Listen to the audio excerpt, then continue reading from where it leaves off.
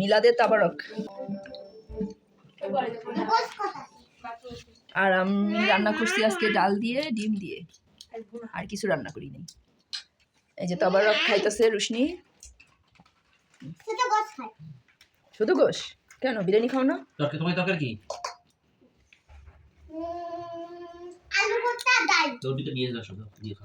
আর আফামনি এই যে চিপস খাচ্ছে, দুপুরে ভাত খাওয়ার সময় ও এখন চিপস খাচ্ছে। আর ভাত আর নো মানি না, ইয়েস মানি হ্যাঁ হ্যাঁ।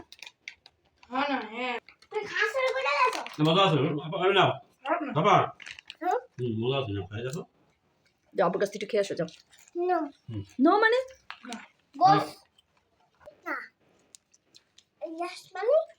হ্যাঁ।